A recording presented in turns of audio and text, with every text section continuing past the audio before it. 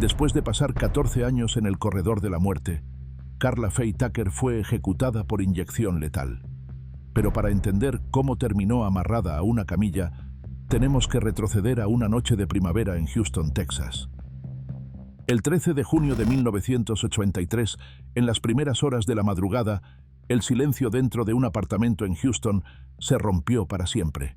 Al amanecer, 2 personas estaban muertas, asesinadas en uno de los crímenes más brutales e infames que Texas había visto jamás. La mujer en el centro de todo era Karla Faye Tucker, de 23 años, quien más tarde se convertiría en la primera mujer ejecutada en Texas en 135 años, y en una de las reclusas más comentadas en la historia de la pena de muerte en Estados Unidos, no solo por lo que hizo, sino también por lo que llegó a ser en los años que siguieron. Pero antes de llegar a sus momentos finales, volvamos a esa mañana de 1983, donde todo comenzó. Todavía era temprano el 13 de junio, cuando Gregory Traver esperaba a su amigo, Jerry Lynn Dean, de 27 años, que debía recogerlo para ir a trabajar. Jerry nunca llegaba tarde, pero esa mañana, los minutos se alargaban y no había rastro de él. Con la preocupación apretándole el pecho, Gregory caminó la corta distancia hasta el apartamento de Jerry. Al llegar, notó que la puerta principal estaba ligeramente abierta. Con cautela, entró, llamando el nombre de Jerry, pero no obtuvo respuesta. Gregory avanzó por el lugar hasta llegar al dormitorio de visitas. Allí se quedó paralizado. Jerry yacía tendido en el suelo, con un charco de sangre formándose bajo su cabeza. A su lado había una mujer joven, inmóvil, con un pico incrustado profundamente en el pecho. Gregory salió corriendo hacia el teléfono y marcó el 911 tan rápido como pudo.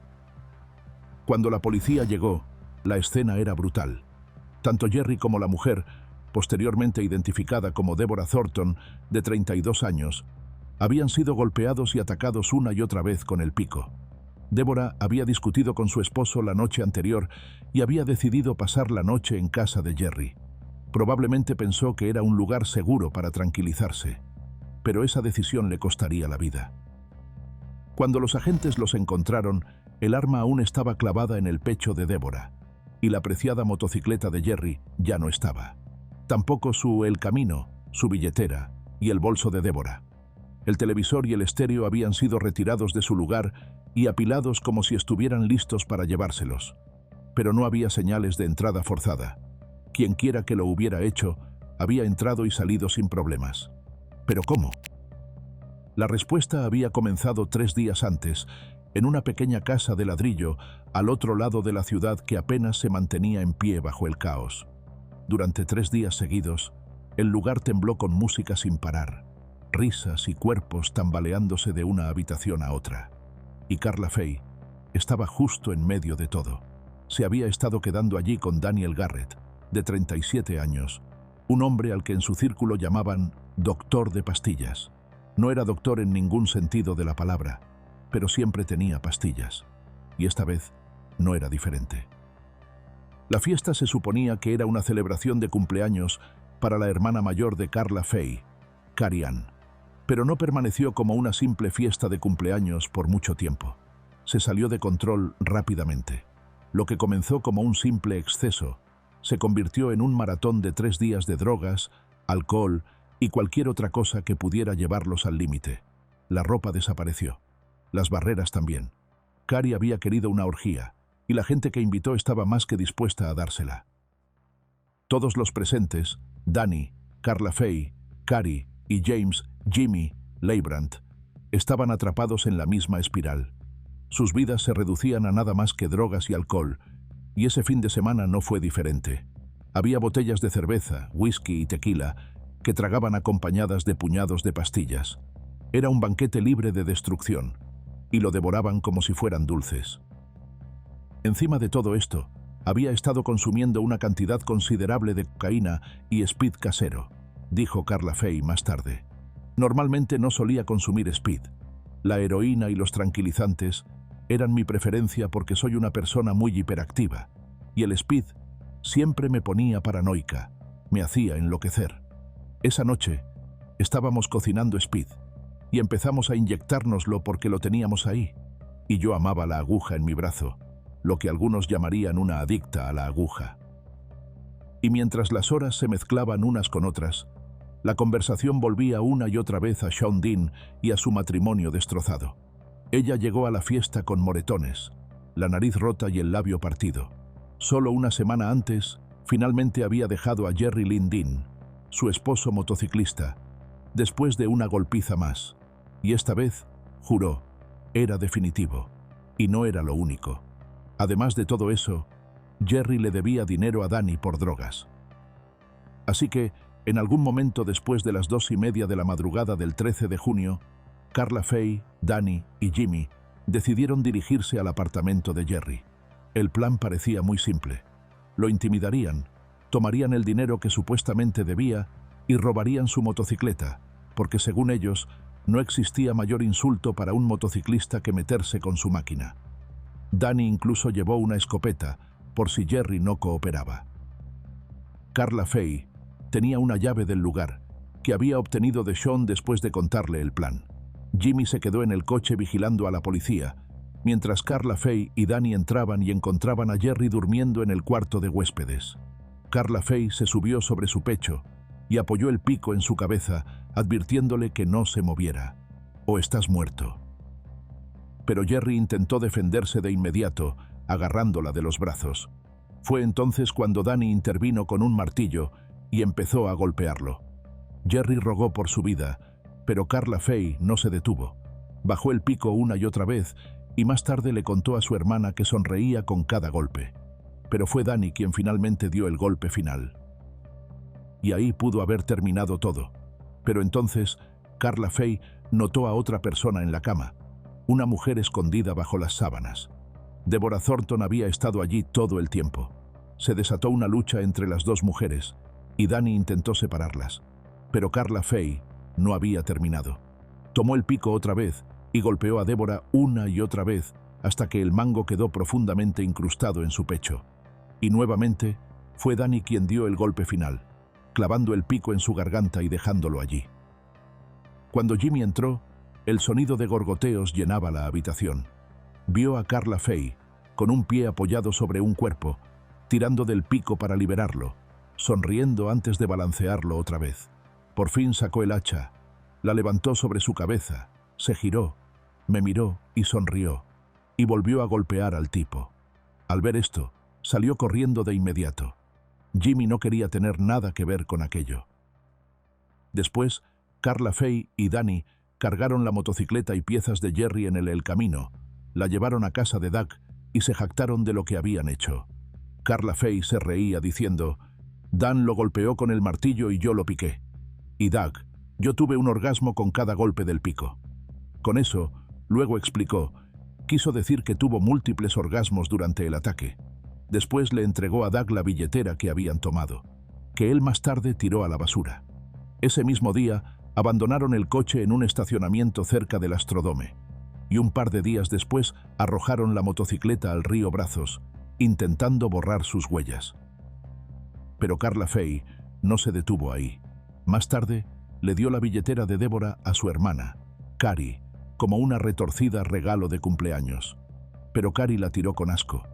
Y esa noche, cuando salió en televisión una noticia sobre los asesinatos, Carla Fay y Danny se rieron.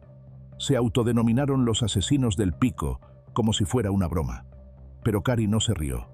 Esa misma noche hizo sus maletas y se fue a vivir con su novio, el hermano de Danny, Doug, temiendo ser la siguiente. Durante semanas, la investigación no avanzó. Los detectives siguieron cada pista, pero nada resultaba. Y mientras la policía se estancaba, Carla Fay y Danny ya estaban hablando de matar a Jimmy, el hombre que había estado allí la noche de los asesinatos, pero que salió corriendo en cuanto vio lo que pasaba dentro de la casa. Entonces, 5 semanas después del ataque, finalmente apareció una pista. Y no vino de pruebas ni de forenses. Vino de un hombre llamado Doug Garrett, amigo de toda la vida del detective de homicidios de Houston, J.C. Mosier. Doug le contó a J.C. que su hermano, Danny, y la novia de Danny, Carla Fay, se habían jactado ante él de haber matado a Jerry y a Deborah. Y no habían estado solos esa noche. Otro amigo, Jimmy, también había estado allí con ellos. Jay-Z se movió rápidamente después de esa llamada telefónica. Doug aceptó llevar un micrófono oculto e intentar obtener información de Carla Faye o de Danny. Y solo unos días después, se reunió con ellos en su casa de la calle McKean. No hizo falta mucho para hacerlos hablar. Parecían orgullosos de lo que habían hecho, fanfarroneando y riéndose como si fuera una medalla de honor. Hablaron durante más de una hora, contando cada detalle. Detalles que nunca se habían hecho públicos y que solo los asesinos podían conocer. Y eso fue suficiente. Ese mismo día, la policía actuó, arrestando a Carla Faye, Danny y Jimmy Leibrand. En la comisaría, los oficiales comenzaron a hacer preguntas, tratando de entender con quién estaban tratando. Pero el pasado de Carla Faye Tucker no era algo que pudiera resumirse en una sola frase. Descubrieron que a los 10 años, Carla Faye supo que su nacimiento no había sido producto del amor de sus padres, sino de una aventura. Y algunos piensan que fue entonces cuando todo empezó a desmoronarse. A los 12, ya estaba metida de lleno en las drogas y el sexo, y la escuela dejó de tener sentido. Y a los 14 la abandonó por completo. Su madre, Caroline, ya se había labrado una vida salvaje como seguidora de grupos de rock, y Carla Faye siguió su ejemplo. Compartían habitaciones de hotel, autobuses de las bandas y una vida en la carretera, viajando de concierto en concierto con grupos como los Allman Brothers, la Marshall Tucker Band y los Eagles. La prostitución se volvió parte de su rutina, y al poco tiempo estaba sumergida en la escena motera de Houston, con noches de fiestas duras, compañías peligrosas y una cadena de malas decisiones. Y fue allí donde conoció a Shaun Dean, una mujer que más tarde se casaría con Jerry Dean. Y en 1981, Jerry y Shaun presentaron a Carla Faye a Daniel "Danny" Garrett. En ese momento, ella tenía 21 años y él 35. La conexión entre ellos fue instantánea, pero fue tóxica desde el inicio y empujó a Carla hacia un camino que terminaría en sangre. En septiembre de 1983, la ley finalmente los alcanzó. Carla Faye y Danny fueron acusados de asesinato y enfrentarían juicios separados. Los fiscales acusaron a Carla Faye de matar tanto a Jerry Dean como a Deborah Thornton. Pero después de que ella testificara contra Danny en su juicio, el cargo por la muerte de Deborah fue retirado en silencio. Y curiosamente, Danny nunca fue acusado por el asesinato de Deborah tampoco. En su propio juicio, Carla Faye no se contuvo. Admitió, bajo juramento, que con cada golpe del pico experimentaba una oleada de placer sexual. Era un detalle escalofriante, uno que perseguiría su juicio y moldearía la imagen pública de ella durante años. Se declaró inocente y esperó su juicio en una celda fría y estrecha. Esas primeras noches tras las rejas se arrastraban, largas, silenciosas e inquietas. Pero un día, un trabajador del ministerio penitenciario dejó una Biblia en su celda. Por aburrimiento, o tal vez por curiosidad, la abrió. Al principio las palabras no tenían mucho sentido, pero siguió leyendo. Y en algún punto de esas páginas, algo se quebró dentro de ella. Más tarde dijo que ni siquiera sabía lo que estaba haciendo hasta que se encontró de rodillas en medio del suelo, susurrándole a Dios, pidiendo perdón. Y para octubre de 1983, Carla Faye afirmó haberse convertido en cristiana. A finales de 1984, un jurado la sentenció a muerte, algo raro de imponer a mujeres en Texas. Danny recibió el mismo castigo, pero una enfermedad hepática acabó con él en 1993, antes de que el Estado pudiera hacerlo. Carla Faye fue enviada a la unidad Mountain View, donde terminó compartiendo celda con otra mujer en el corredor de la muerte, Pam Perillo, cuya sentencia luego sería reducida. Años más tarde, en 1995, Carla Faye incluso se casó con su ministro de prisión, el reverendo Dana Lane Brown, a través de una ceremonia por poder. Fue una boda cristiana, sencilla pero profundamente simbólica para ella. En 1984 a 1992, todos los intentos que hizo Carla Faye para un nuevo juicio o una apelación fracasaron.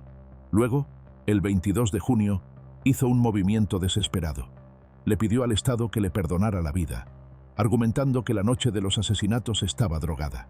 Sin esas sustancias, insistió, los homicidios nunca habrían ocurrido. Y esa súplica llamó la atención mucho más allá de Texas. Llegaron cartas desde Europa, de organizaciones religiosas e incluso de líderes políticos. El propio Papa, Juan Pablo II, pidió clemencia.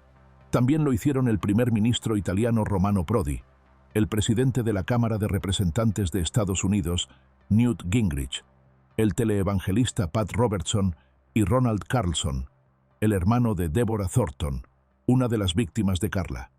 Ronald había apoyado la ejecución en un inicio, pero después de encontrar la fe, cambió de opinión y la defendió públicamente. Incluso el alcaide de la prisión de Huntsville dijo que Carla era una reclusa ejemplar y que realmente creía que había cambiado tras 14 años en el corredor de la muerte. Pero el 28 de enero de 1998, la Junta de Indultos y Libertad Condicional de Texas rechazó su apelación. Horas antes de su ejecución, el gobernador George Bush se negó a detenerla. The courts, including the United States Supreme Court, have reviewed the legal issues in this case, and therefore I will not grant a 30-day stay. May God bless Carla Faye Tucker, and God bless her victims and their families. En Texas, el gobernador no podía conceder clemencia por sí solo. Solo podía seguir la recomendación de la Junta. Y esa recomendación nunca llegó. El 3 de febrero de 1998, Carla Faye Tucker fue trasladada del corredor de la muerte femenino en la unidad Mountain View, en Gatesville, a la unidad de Huntsville, donde Texas lleva a cabo sus ejecuciones. Había pasado años esperando allí, pero ahora los pasos finales habían comenzado. I'm not afraid of dying. I mean, I know where I'm going. I know that Jesus has already gone to prepare a place for me. He's going to come and he's going to escort me personally. I believe that. Para su última comida, pidió algo simple: un plátano, un durazno y una ensalada de jardín con aderezo ranch. Eligió a 4 personas para estar presentes, incluyendo a su hermana, su esposo y Ronald Carlson, el hermano de la víctima Deborah Thornton. Cuando los guardias la sujetaron a la camilla y le preguntaron si tenía algunas últimas palabras, Carla no dudó. «Sí, señor», dijo. «Quisiera decirles a todos ustedes, a la familia Thornton y a la familia de Jerry Dean, que lo siento mucho. Espero que Dios les dé paz con esto». Luego giró la cabeza hacia sus seres queridos. «Amor, te amo. Ron, dale un abrazo a Peggy de mi parte. Todos han sido tan buenos conmigo». Hizo una pausa y añadió: «Los amo a todos muchísimo. Ahora voy a estar cara a cara con Jesús. Alcaide Baggett, gracias a todos. Han sido tan buenos conmigo. Los amo a todos muchísimo. Los veré cuando lleguen allá. Los esperaré». Entonces comenzó el proceso de la inyección letal y 8 minutos después, a las 6:45 de la tarde, fue declarada muerta. Carla Faye Tucker tenía 38 años. ¿Qué opinas? ¿Se ha hecho justicia? Déjanos tu opinión en los comentarios.